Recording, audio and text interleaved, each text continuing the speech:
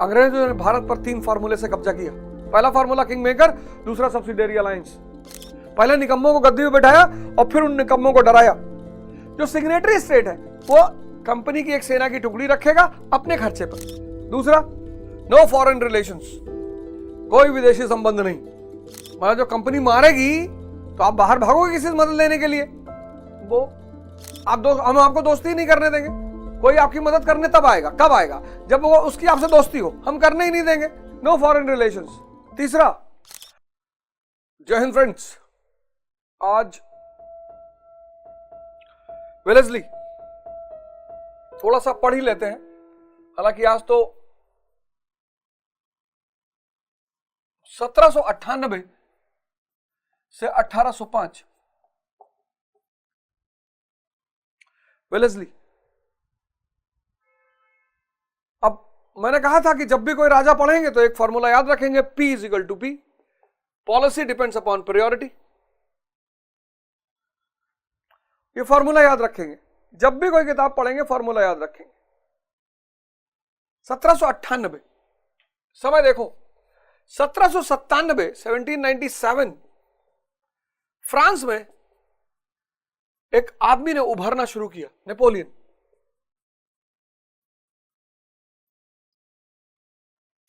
Treaty of कैंपो फॉर्मियो, यहां से ये आदमी ने उभरना शुरू किया और ये कहता था कि मेरे जीवन का बस एक ही उद्देश्य है, ब्रिटेन को सुपर पावर के पद से हटा देना।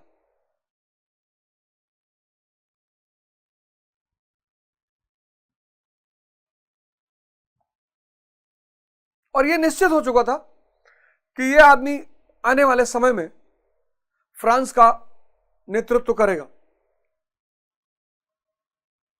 और प्रिकॉशन के तौर पर वेलेस्ली को भारत भेजा गया कि जाओ भारत और भारत के चारों तरफ फेंसिंग कर दो। मतलब यह स्थिति कर दो कि नेपोलियन भारत के किसी भी राजा के साथ संबंध न बना पाए। धन नहीं है, याद रखना, पैसा नहीं है। देखो, टास्क बिना पैसे के दिया गया।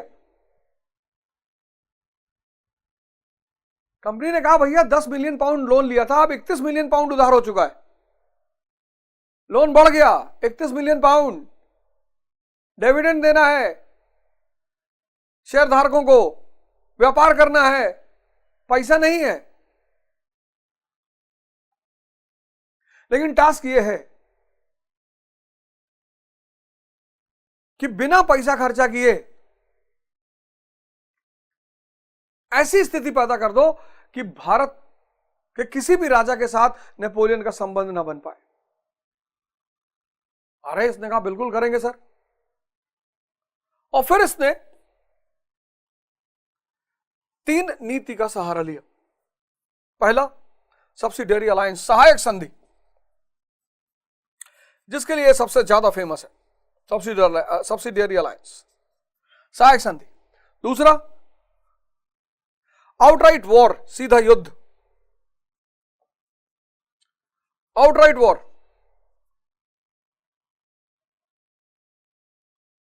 और तीसरा, snatching away the states,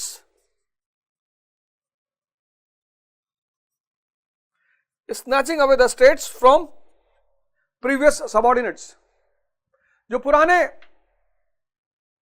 company पे निर्भर राजा थे उनसे राज्य को छीन दिया। 3 पॉलिसी अपनाई इसने। पहला, सब्सिडियरी अलायंस, जिसके लिए फेमस है सहायक संधि, सीधा युद्ध और स्नैचिंग अवे, पुराने सहयोगियों से राज्य को छीनना।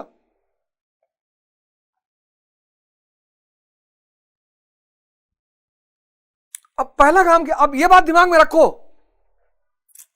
अब दिमाग में रखो कि पैसा नहीं खर्चा करना है, पैसा नहीं है।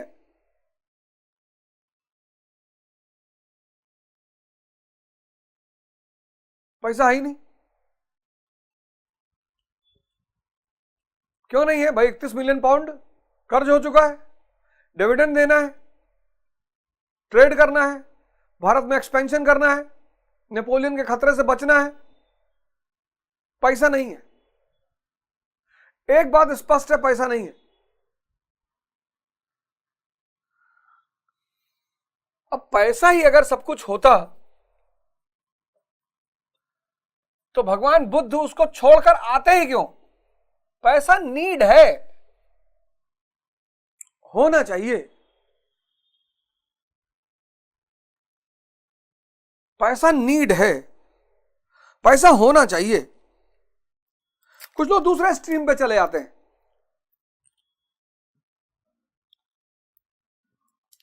हम पैसा नहीं कमाना चाहते, तुम कमा भी नहीं पाओगे। कमाने में क्या बुराई है यार? कमाओ, इन्वेस्ट करो।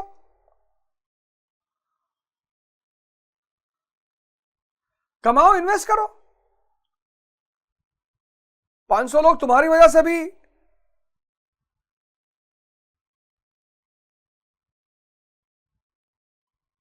कमाओ, इन्वेस्ट करो।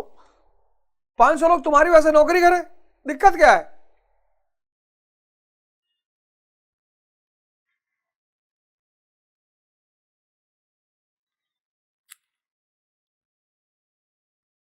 क्या प्रॉब्लम है?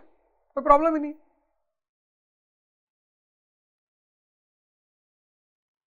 है।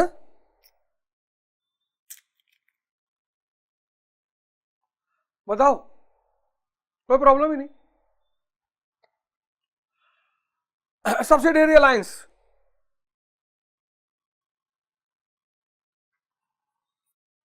Features.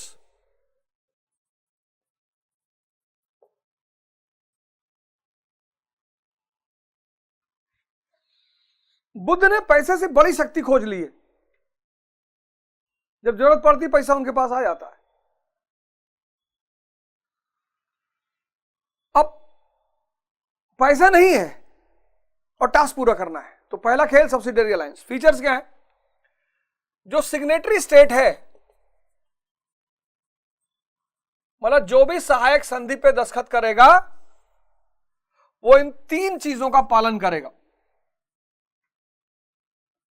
Signatory state will follow 3 things, 3 चीजों का पालन करेगा। जो भी स्टेट, सिग्नेटरी स्टेट, जो भी स्टेट इस नीति पर दस्तखत करेगा वो 3 चीजों का पालन करेगा। पहला, will maintain a contingent of EIC,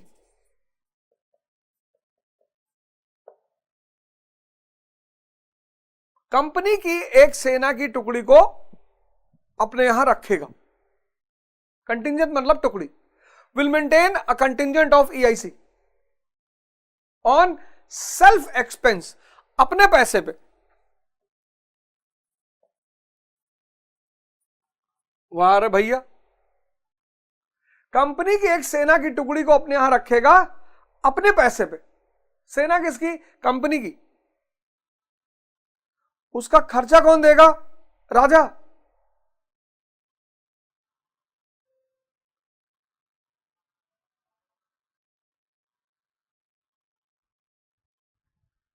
यह दूसरा फॉर्मूला था भारत पर कब्जा करने का। पहला फॉर्मूला किंग मेकर। अंग्रेजों ने भारत पर 3 फॉर्मूले से कब्जा किया। पहला फॉर्मूला किंग मेकर, दूसरा सब्सिडियरी अलायंस। पहले निकम्मों को गद्दी में बैठाया और फिर उन निकम्मों को डराया। जो सिग्नेटरी स्टेट है वो कंपनी की एक सेना की टुकड़ी रखेगा अपने खर्चे पर। दूसरा, no foreign relations, no foreign relations, कोई विदेशी संबंध नहीं।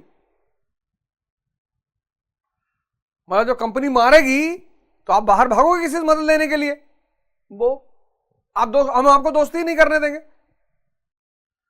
कोई आपकी मदद करने तब आएगा, कब आएगा? जब वो उसकी आपसे दोस्ती हो, हम करने ही नहीं देंगे। No foreign relations.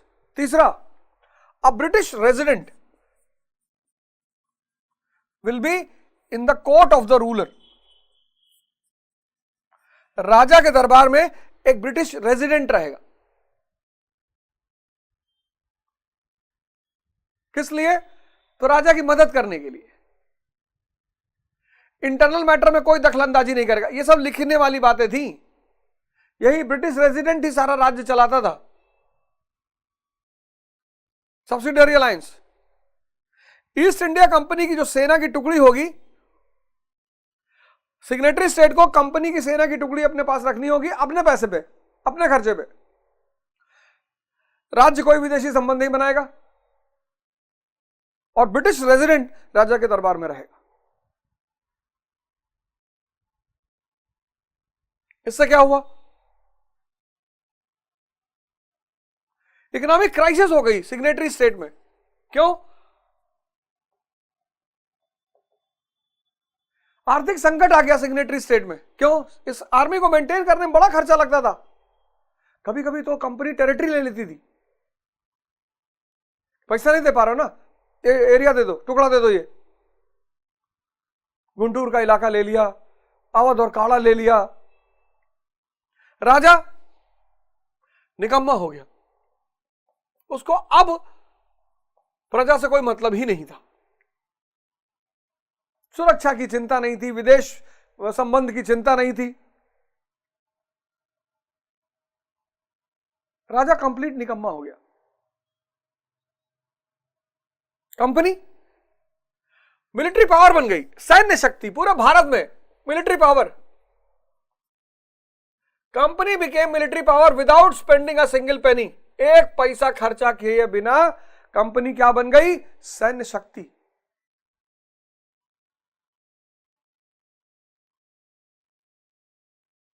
बल बुद्ध विद्या देव मोहि हरहु कलेश विकार। देखो, भगवान जिनको बुद्धि देता है, इसलिए भगवान से बुद्धि ही मांगी जानी चाहिए। देखो, बल बुद्धि विद्या देव मोहि हरहु कलेश विकार।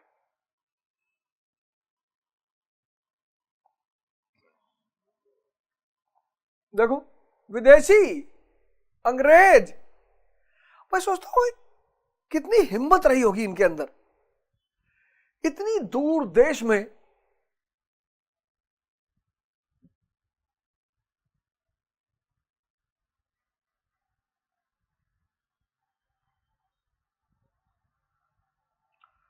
मतलब दूसरे शहर में, दूसरे प्रदेश में जाके दबंगई करना बड़ी बात है। इतने दूर देश से ये भारत आए।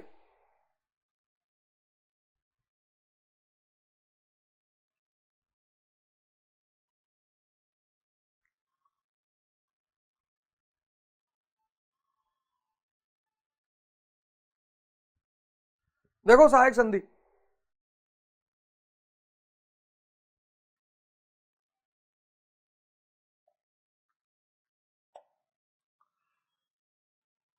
पहला दस्तखत किसने किया? निजाम ने।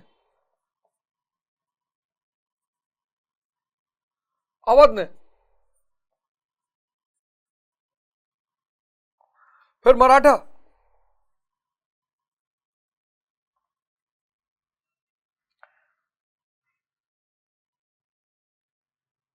सिंधिया, भोसले, सब ने। एक आदमी ने मना किया, टीपू सुल्तान। अरे उसने कहा मैं इन सब पे दस्तखत नहीं करूंगा। बोले ऐसे कैसे नहीं करोगे? 1799 में उसको मार दिया। 79 ने उसको मारा, वडेयर वंश के राजा को लेकर आए, फिर मैसूर से समझौता कर लिया।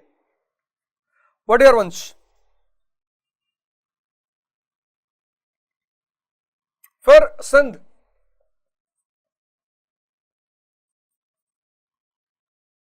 बंगाल, बिहार, उड़ीसा इनके कब्जे में है ही।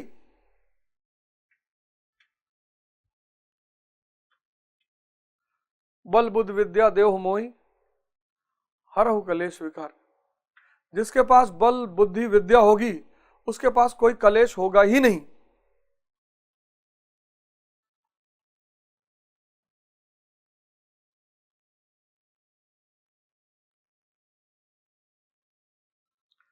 बल बुद्धि विद्या देव मोहि हरहु कलेश विकार।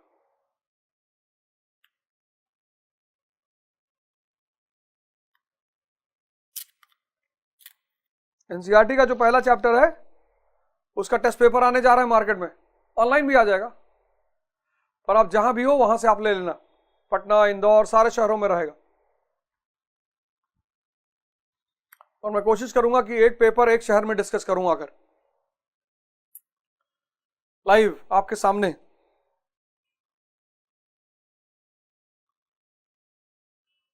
ऐसा मेरा प्रयास रहेगा।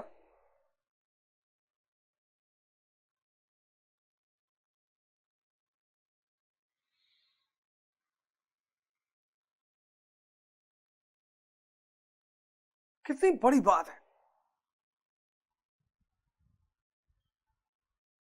E is equal to I. Education मतलब इनसाइट, अंतर्दृष्टि का जन्म। अंतर्दृष्टि क्या करेगी? ऑब्जर्वेशन बढ़ा देगी, देखने की क्षमता। और जैसे ही देखने की क्षमता बढ़ेगी वैसे ही आपकी समझदारी बढ़ जाएगी, और समझदारी बढ़ी कि आपके जीवन का सारा कलेश धीरे धीरे खत्म होता चला जाएगा।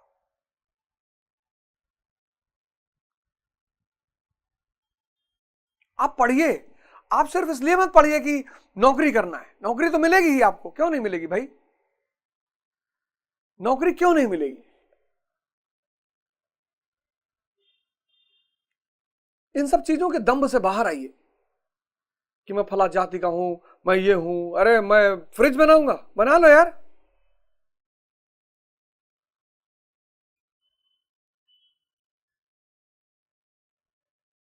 क्या दिक्कत है, बना लो।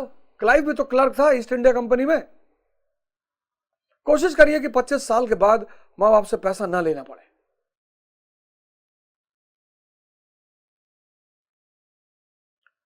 इसकी कोशिश करिए, कुछ भी सीखिए।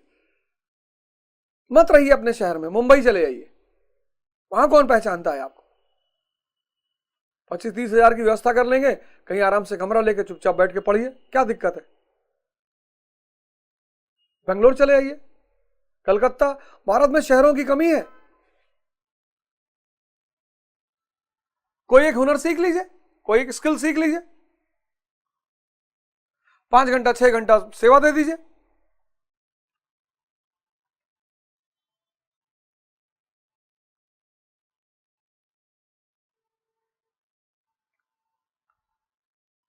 क्या दिक्कत है? काम करने में क्या प्रॉब्लम है यार?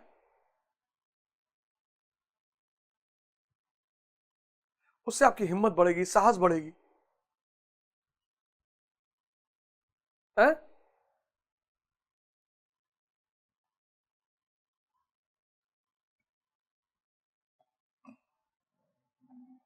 दूसरा काम क्या किया इसने? Outright war.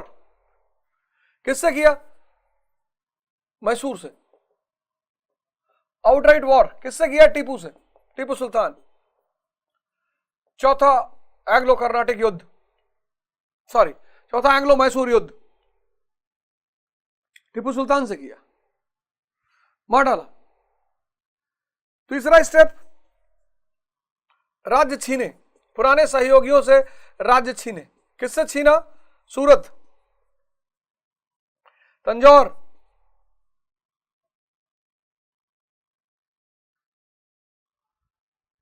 इन लोगों से राज्य छीना। कर्नाटक, सब पुराने सहयोगी थे, इनसे राज्य छीना, पेंशन दे दिया इनको, कहा पेंशन लो, भागो यहां से।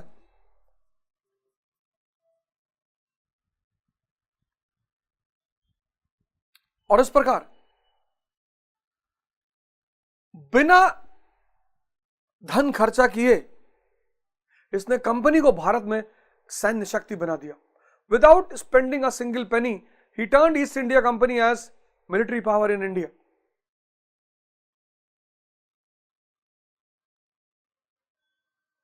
वेलेस्ली,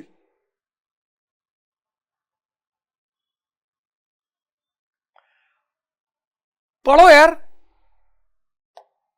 अरे हमसे ना पढ़ो, किसी से पढ़ो, पर पढ़ो, पढ़ो अंतर्दृष्टि पैदा करने के लिए। ब्रिटेन से आए हुए अंग्रेज ने भारतीय सब कॉन्टिनेंट पर कब्जा कर लिया। अगर आपको आश्चर्य नहीं होता तो आपका मरा हुआ दिमाग है, और मरे हुए दिमाग कंपटीशन निकालेंगे, विधायकी जीतेंगे, एमपी बनेंगे। महमूद गजनी आया, सेना लेकर आया, मोहम्मद गौरी सेना लेकर आया, बाबर सेना लेकर आया, तैमूर सेना लेकर आया, नादिर सेना लेकर आया। कंपनी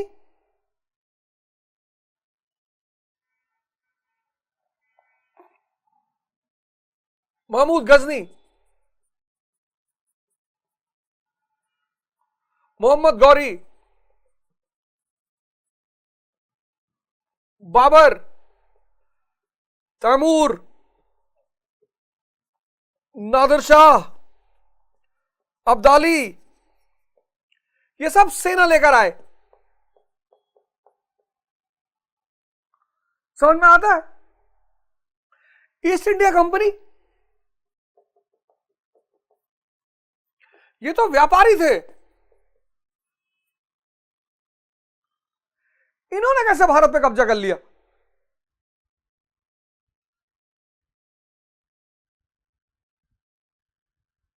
इन्होंने किया, समझ में आता है। ये इन्होंने 3 फार्मूला लगाया। पहला फार्मूला किंग मेकर, कि निकम्मों को राजा बनाओ, निकम्मों को खोजो, मीर जाफर वहां कहां है? जैसे आज मुझसे लोग कहते हैं ना, सर राजा बनना बता दिए, तुरंत मुझे दिखाई पड़ता है कि मीर जाफर है ये, तुरंत तुरंत उसके चेहरे में मुझे मीर जाफर दिखाई पड़ता, तुरंत कि ये मीर जाफर हुआ। ऐसे ही क्लाइव से कहा होगा,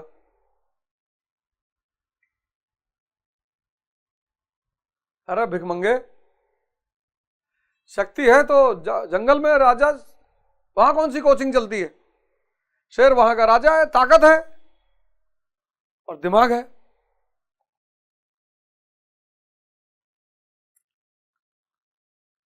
दूसरा फार्मूला सब्सिडियरी अलायंस, निकम्मों को डराया। और तीसरा फार्मूला डॉक्ट्रिन ऑफ लैप्स, कि इतने बड़े निकम्मे हो, बच्चा नहीं पैदा कर पा रहे हो,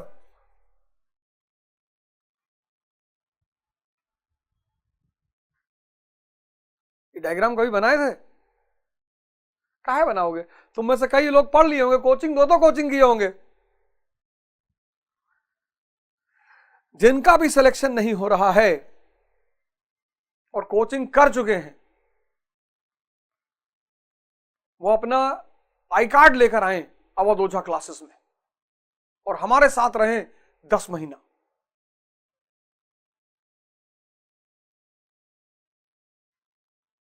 आई कार्ड लेकर आए अपना, जिस भी कोचिंग में पढ़े वहां का आई कार्ड लेकर आए और सब्सिडाइज्ड रेट पे पढ़ाएंगे, सब्सिडाइज्ड। आप इमेजिन नहीं करेंगे इतने रेट पे दोबारा पढ़ा देंगे आपको। और हमारे साथ 10 महीना रहे अवध ओझा क्लासेस, पूसा रोड, कल्याण ज्वेलर्स के ऊपर।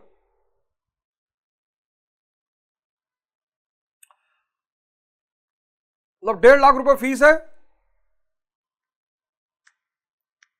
उसका एक छोटा सा अंश आपसे लेंगे, लेंगे जरूर, बाकी जब आप प्री निकाल लेंगे तब लेंगे, क्योंकि एक बार आप प्री निकाल लिए तो क्लियर होगा कि अब आपका सिलेक्शन हो जाएगा। No confidence no fees. एक हफ्ता आप हमारे साथ रहिए, अगर कॉन्फिडेंस नहीं पैदा हुआ तो फीस भी मत जमा करिएगा, चले जाइए। पर आइए, भागिए मत, घबराइए मत।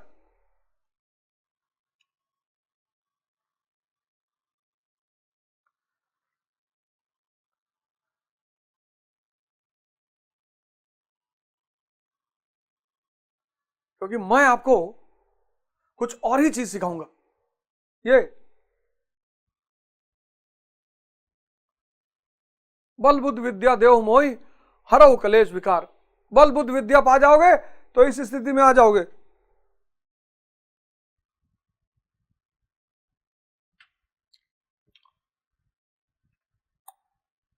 वेलेस्ली ने क्या किया? मराठों को अपंग कर दिया। कॉर्नवालिस ने किसको अपंग किया था? मैसूर को। वेलेस्ली ने किसको अपंग किया? मराठों को।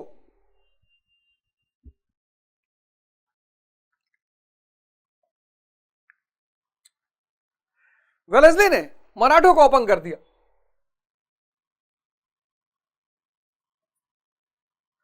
Crippled Marathas, Wellesley crippled Marathas. Wellesley crippled Marathas. कैसे?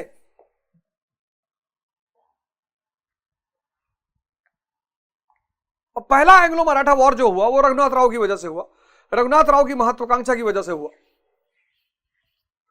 रघुनाथ राव को पेशवा बनना था, मुंबई प्रेसिडेंसी के पास वो गए और सूरत की संधि किया, कहा साहब पैसा देंगे, शहर देंगे, लड़ाई शुरू हो गई।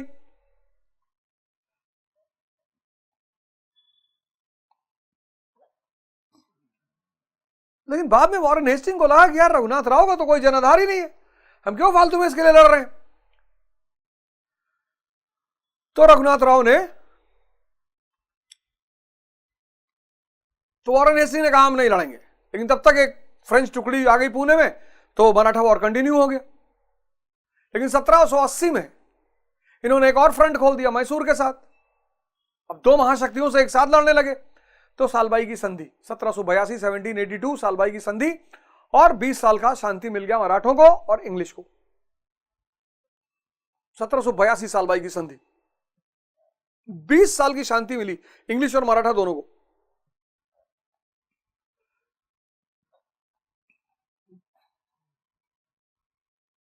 अगर आपके दोस्त नहीं है ना, बहुत भाग्यशाली हैं, पढ़िए चुपचाप बैठ गए, एक्सरसाइज करिए, ताकत बढ़ाइए। एक दिन आएगा ना, ये पूरी दुनिया आपके साथ सेल्फी लेने के लिए भागेगी।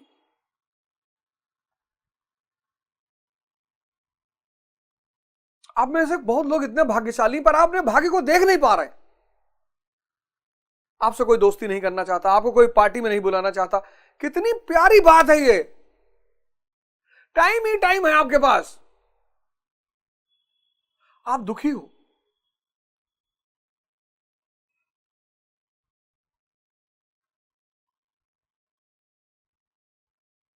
आप दुखी हो,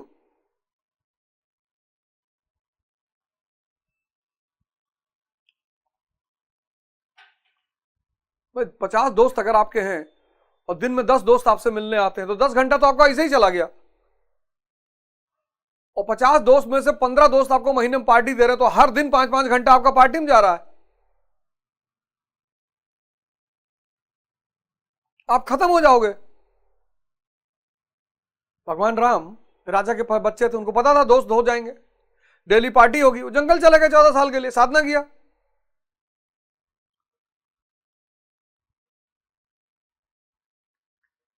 तो 20 साल की शांति मिली अंग्रेजों को और मराठों को, और उस 20 साल की शांति का उपयोग किया अंग्रेजों ने। मराठा आपस में लड़ते रहे,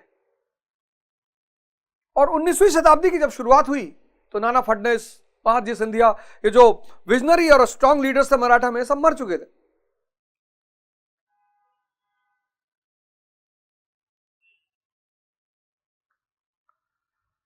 तो पहला Anglo Maratha war, first Anglo Maratha war,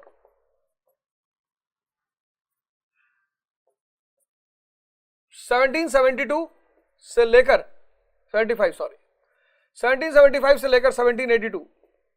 सबसे महत्वपूर्ण घटना सालबाई की संधि, ट्रीटी ऑफ सालबाई 1782। पीस दिया, कितने साल का? 20 साल का।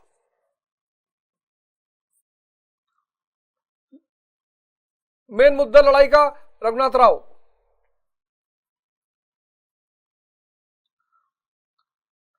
शांति थी 20 साल की। इंग्लिश ने इस शांति का सदुपयोग किया, यूटिलाइज्ड। कैसे? टीपू सुल्तान का खत्म किया और बंगाल में अपने आप को मजबूत किया।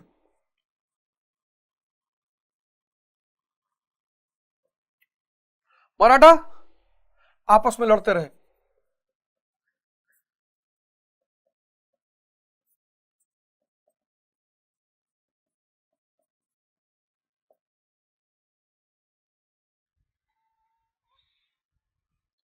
मराठा आपस में लड़ते रहे।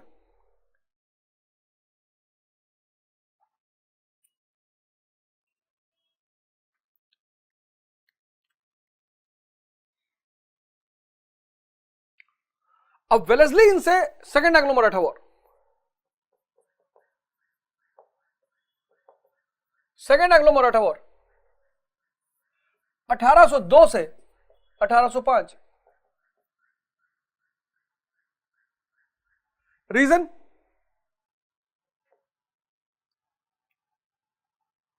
बाजीराव सेकंड,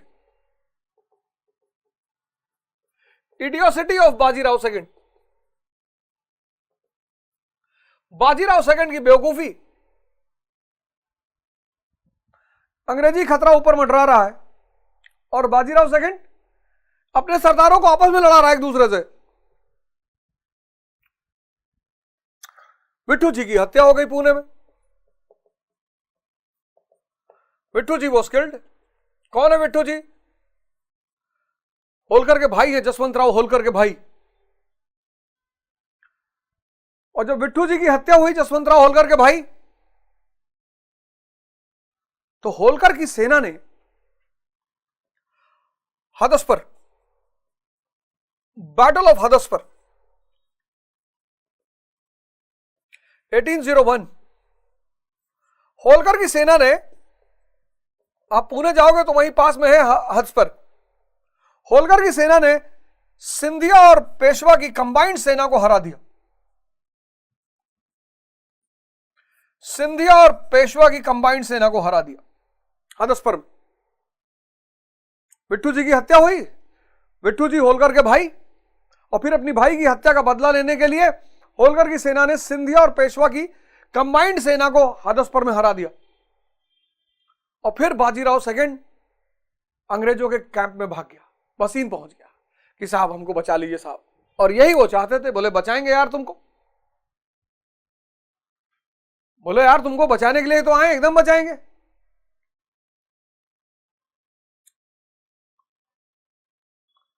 अरे बोले एकदम बचाएंगे यार, तुमको टेंशन मत लो।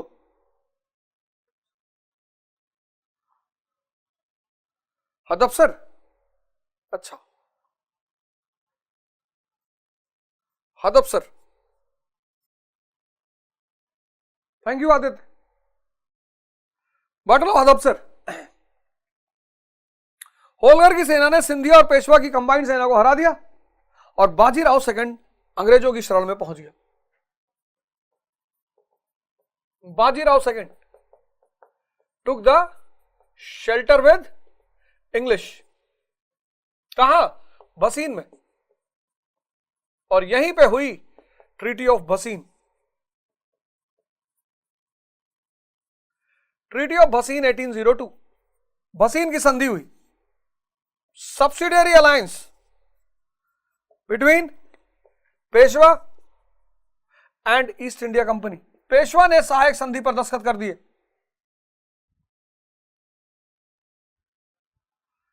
पेशवा ने सहायक संधि पर दस्तखत कर दिए।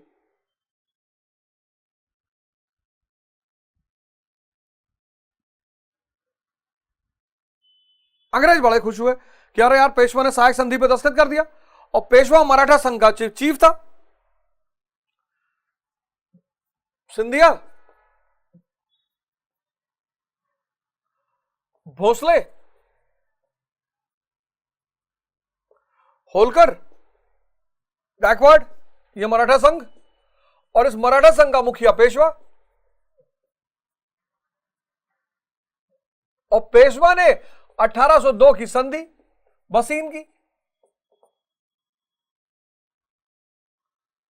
तो अंग्रेजों को लगा कि Peshwa is the boss of Maratha confederacy.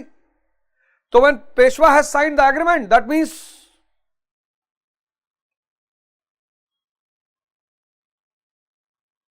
भाई जब मुखिया ने साइन कर दिया तो अब सारे कंपनी के अधीन। पर मराठा संघ ने कहा कि हम इसको पेशवा मानते ही नहीं।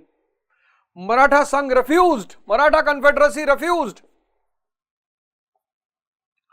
मराठा कन्फेडरेसी, मराठा संघ refused to accept treaty of Bassein. अरे बोले हम इसको पेशवा मानते ही नहीं। मराठा संघ ने बसीन की संधि को मानने से मना कर दिया। बोले ये कौन है हमारी तरफ से साइन करने वाला, हम इसको पेशवा मानते ही नहीं। And this led to second Anglo Maratha war.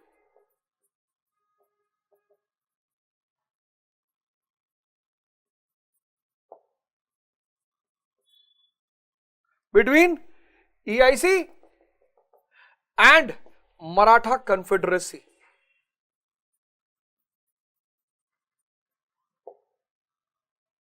Second Anglo Maratha war किसके बीच? कंपनी और मराठा संघ के बीच।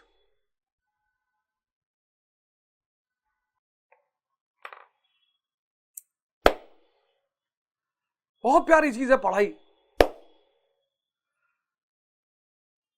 मतलब इससे प्यारी चीज दुनिया में है ही नहीं। अंतर्दृष्टि, एक तो ये दोनों आंखें हैं तुम्हारी जो रूप को देख रही हैं, एक अंतर्दृष्टि जो अरूप को देखना शुरू कर देगी, निराकार को। इसलिए बहुत सारे संतों ने कहा भगवान निराकार है।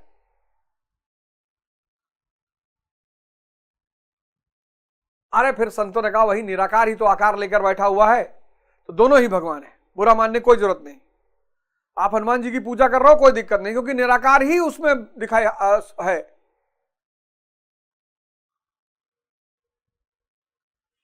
हाँ, तो second Anglo Maratha war, second Anglo Maratha war किसके किसके बीच में? मराठा संघ और ईआईसी के बीच में। और फिर अब ये सारे लोग आपस में ही लड़ रहे थे, मराठा संघ, सिंधिया होलकर का दुश्मन, सब आपस में लड़ रहे थे।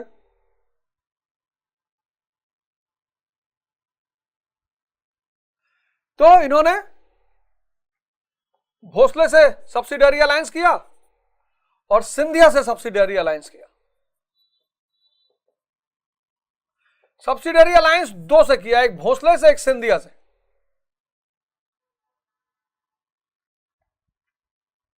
हैं? भोसले को हराया और सिंधिया को हराया और इनसे सब्सिडियरी अलायंस किया।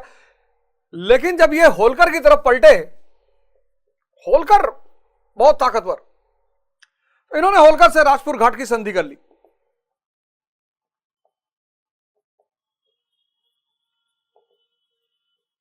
और वेलेस्ली को वापस बुला लिया गया कि तुम वापस आओ। अरे बोले यार कंपनी पे इतना दबाव बढ़ रहा, पैसा बढ़ रहा, खर्चा बढ़ रहा, तुम वापस आओ। लेकिन वेलेस्ली अपना काम कर चुका था।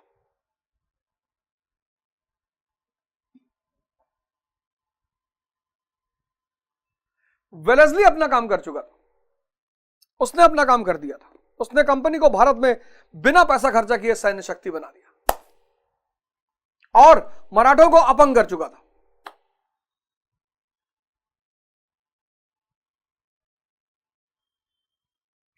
जो कुछ रहा सहा कसर बचा था वो लॉर्ड हेस्टिंग ने पूरा कर दिया।